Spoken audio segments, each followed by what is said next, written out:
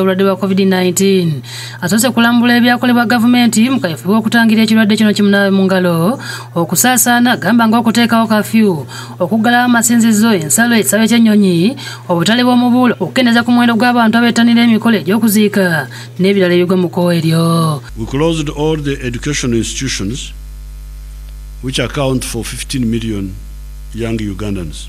We suspended communal prayers in the mosques, churches, or in the stadia and other open-air venues. We stopped all public political rallies, cultural gatherings, or conferences. Banned Ugandans from moving to or through Category 1 countries that had had a large number of corona cases by that time.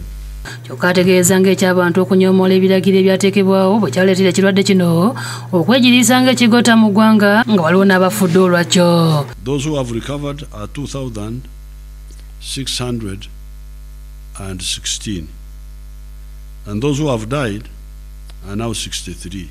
Ategeeza nga basazeewo okuggulawo amasomero eri abaana abali mu bibiina eby'akamalirizo bayite ba kandidate era nga bakutandika ng'ennaku z'omwezi 15 omwezi ogw'ekumi n'ategeeza nga abaana mu bibiina bino bwe bali abatono okusinga ku muwendo gw'abagenda ku masomero. We have decided to reopen schools for the candidate classes of P7, S4, S6, finalists in tertiary colleges and finalists in universities.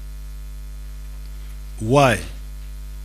Number one, we think that it is safe because the finalists in each learning institution are a much smaller number. Abali mu bibiina ebirala ebitali by'akamalirizo bakutunulwamu January w'omwaka ogujja. Abasomesa abali mu masomero ag'obwannannyini Pulezidenti nabo aboogeddeko. Ayongeddeko nti balina entegeka ey'okwongera ku muwendo gw'amasomero aga secondary okuyamba abaana ssaako n'amasomero mu kaseera kano.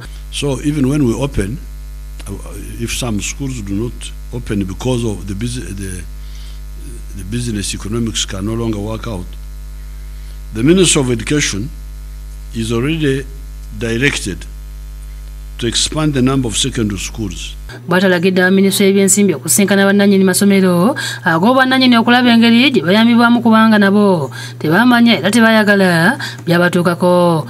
The Minister of Finance should also meet the owners of the private schools and see how the government could come to their aid.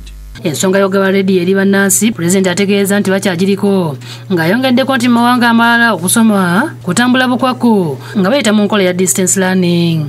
The government plan for distance learning through the provision of the 9 million radio sets is on course.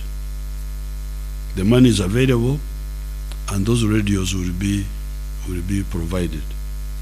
So this route of distance learning is a very good route and we are going to consolidate it. Ebirala ebiguddwa kuliko ekisaawe ky'ennyonyi eri abalambuzi abayingira ssaako n'abafuluma wabula nga bakeberebwanga nga bana batasangiddwa mu kirwadde kino bakkirizibwanga okugenda okulambula kyokka nga tebalina kwetaba na bannansi. The international airport and land borders will now be opened for tourists coming in and going out, provided they tested negative 72 hours before arrival in Uganda, and provided the tour operators ensure that the tourists do not mix with Ugandans. Number three, restrictions on the movements on the border districts are hereby lifted.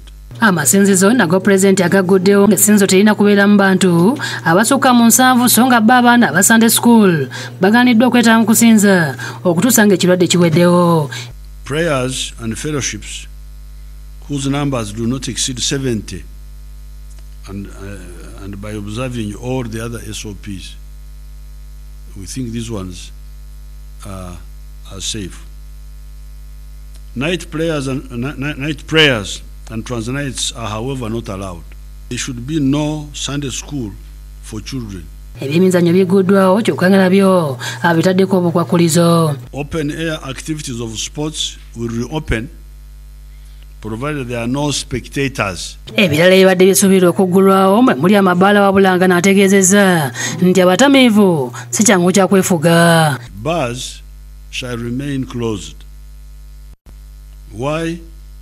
It is because bars, apart from many of them being in enclosed spaces, which phenomenon favored the rapid spread of the virus, are not known for sobriety. Abatamivu tebasobola okwefuga. Ku ky'ekizimbe ekikutte omuliro ku University Makerere, Pulezidenti alagidde Profesa Nawangwe okukangavulamu ku bakozi ba University abandi nga balagajjalidde omulimu gwabwe. We don't know how the fire started, but we already have some cases of some negligence. I'm sure the Vice Chancellor will be doing something about some stuff there. Shamshad Naluja yakusakidde eggulu lino ku lwa Bukedde TV.